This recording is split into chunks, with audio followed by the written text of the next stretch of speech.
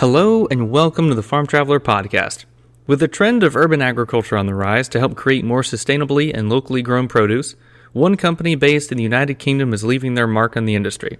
V-Farm creates custom-built vertical farms that can be used in restaurants, businesses, and markets. Today our guest from across the pond is Jonny Reeder of V-Farm. Jonny will explain how V-Farm started, how their custom-built vertical farms work using hydroponics, and some example businesses and restaurants that put their systems to use. Thanks so much for listening. This is episode 22 with Jonny Reeder of V-Farm.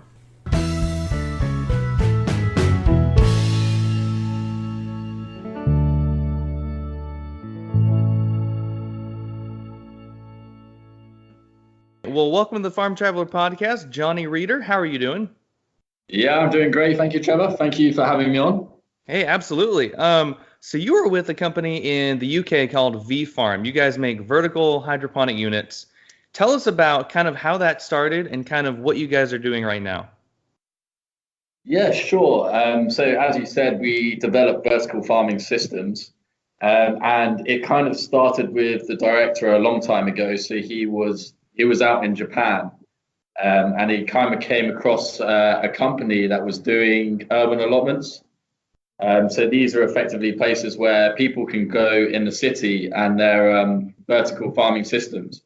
So he sort of sat down and watched for a while, seeing all of these families coming in, kids getting excited, seeing the crops growing, and obviously the families getting fresh produce in a built-up city. So after that, V-Farm was founded. It's a subsidiary of a wholesaler called Hydrogarden. And the idea is that we develop systems for all different scales. So from commercial grows to retail environments, shops, supermarkets, restaurants, this kind of thing. And those systems get used to produce high quality fresh produce for those industries.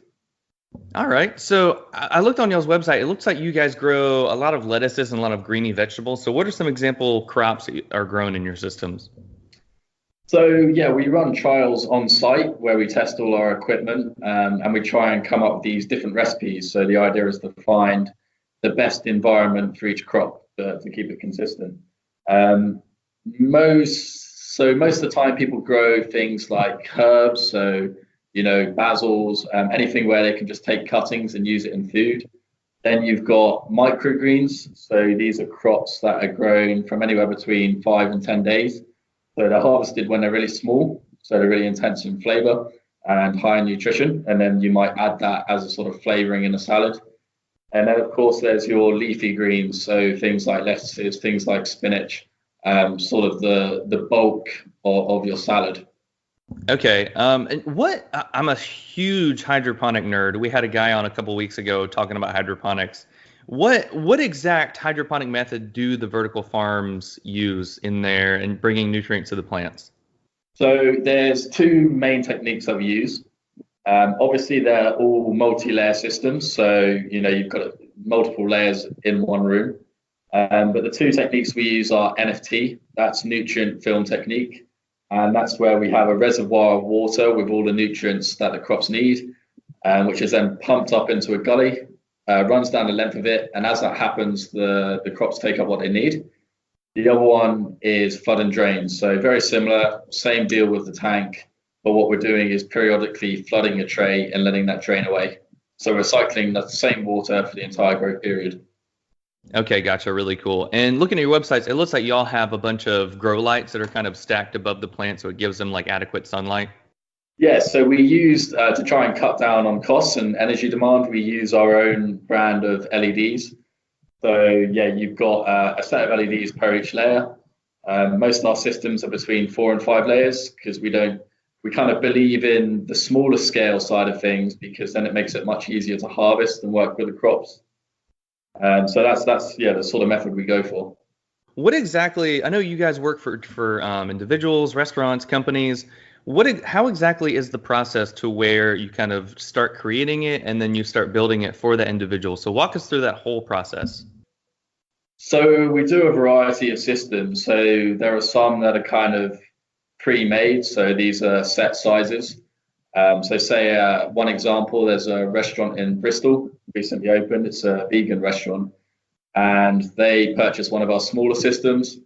So So it's about 4 layers, roughly a meter by a meter and a half, something like that.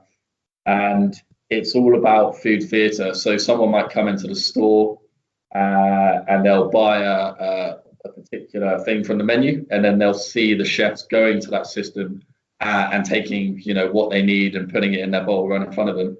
So you've got that side of the spectrum. Then you've got people like commercial growers, so people looking to produce a higher volume of crops to then sell to those restaurants or supermarkets. And they might come to us and say, look, we've got a room of a specific size. Can you develop us some racks that will fit inside it? And one of the major benefits of our systems is they're all on tracks. So you just need one walkway at a time, and then you can slide the unit across and access the unit next to that. So it's all about maximizing volume and getting as much production as possible. Okay, that's super cool. That sounds really neat. So what are some, I know that urban agriculture and kind of systems like this are kind of getting super popular here in the US, and I know abroad, like in the UK. So what are some things you guys are doing to kind of set yourselves apart from any competition that you might have? Yeah, sure. So I've already mentioned there, we try and maximize the volume you get in a particular size by using, various things like moving the systems across. But what we really focus on is smaller scale units.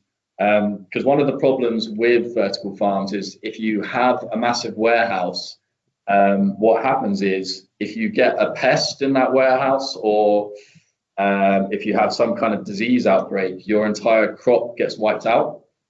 And on top of that, it also means you're kind of stuck to growing one type of crop because you have to tailor the whole environment to that.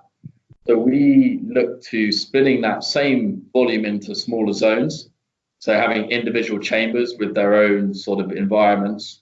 And that means if you do get a pest outbreak in one system, it doesn't affect all your crop, which obviously reduces a lot of the risk you have when it comes to these things. Because, one of the main problems is you've got high capital expenditure and you've got high running costs. So if you have something that wipes out all your crop at once, that could be the end of your business. What's some feedback you guys have gotten from your customers? So a lot of the interesting feedback we've been having have come from chefs. Chefs will buy these systems because they just love the flavor they get from the crops. Obviously, we tailor the environment specifically to that crop and provide all the nutrients it needs, so they are full of flavor. And then we also get feedback that we kind of didn't expect. So we sell systems to new apartment buildings or new design hubs, and what they find is not only does that mean they can produce fresh produce for their employees, but it creates a community. So people kind of come together to look at a system, to eat together, and it gets that discussion kind of flowing in the company. So that's really, really great to hear.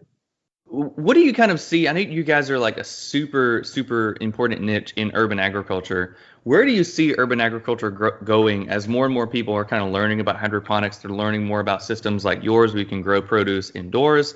So what do you kind of see as the future of that particular industry in agriculture? I think we're going to start to see it play a much more prominent part. So I think in the near future, we might expect to see these kind of systems in supermarkets. By having them actually in the supermarkets themselves, that you won't get enough produce to feed that entire supermarket. So you might have a large scale vertical farm, as I mentioned, split into zones, sending the food into that as well. But obviously, as our climate becomes more unstable and we have, a higher population and less land, I think we're going to see a real demand for this kind of agriculture. I don't think it's going to replace all crops. I mean, obviously, root vegetables, potatoes, this kind of thing. There's always going to be a place for that in conventional agriculture. But certainly for leafy greens and microgreens, I think a lot of that's going to shift over to vertical farming.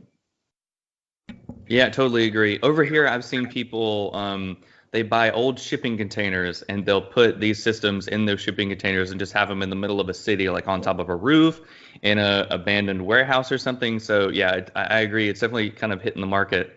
What's the vision that you guys have for V Farms? What's the vision? What's the long-term goals that you guys would hope to accomplish? Obviously, we need to move to sustainable food production.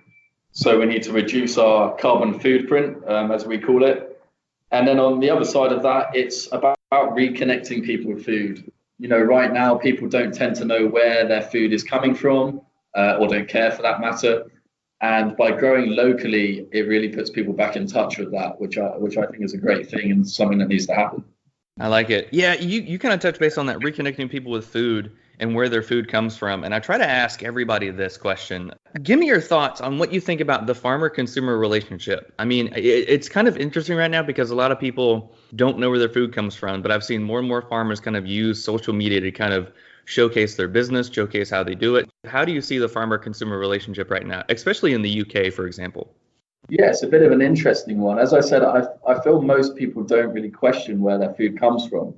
So you might look at it and think that means that they don't really care. But when you see things come in, like a supermarket chain here recently, oh, sorry, we've got an ice cream van going past. Oh, cool, nice. I wonder what that was. Yeah, it's one of the two sunny days we have a year here. But if people do actually care, though. So, as I said, this supermarket chain did a series of adverts where it was all based about the farmer. So they were showing the crops being produced in the field with British farmers. And then on the food itself, it was starting to be packaged with, the Union Jack on it. And they actually saw a real spike in the number of sales just from that. So I think people would prefer their food to be grown locally. But I think at the end of the day, it really comes down to cost as well. So that's always going to be a big factor in people's decisions. I like it. Totally agree. What's your background in agriculture? Did you grow up in an agriculture family, or did you just kind of find V Farms and just kind of spur your interest from there? What was your background? So growing up, my mum had an allotment, so we'd be down there quite a lot, and we'd get fresh fruit and vegetables from that. But mostly it kind of came about from a environmental perspective. So seeing some of the damage that industrial agriculture is causing, and the kind of issues we're going to face as it only gets worse in the future with a higher population. So I thought it was just a really important issue to try and tackle. So as a design engineer, I wanted to work on solving that problem and ensuring food security and food sustainability for the future. What are some things you've kind of learned, like as you were designing these systems and helping design them? What are some things you learned to kind of help make them better and kind of help make them to kind of set them apart from the competition that you guys have over there? Yes, going back to the competition, the reason why quite a lot of vertical farms fail is they are very tech focused. So they'll focus a lot on automation, and that means even higher capital investments needed, and also higher running costs. So we find focusing on the crop, finding out exactly what that crop needs, and then tailoring the system to that is very important. And then on top of that, obviously, it's people that are using these systems at the end of the day, so they need to be really easy to maintain and to clean. So if it's going to take ages to clean the system down between harvests, then that costs the farmer, and it also means they don't enjoy using the system. So, we try and design for that and make them as easy to use as possible.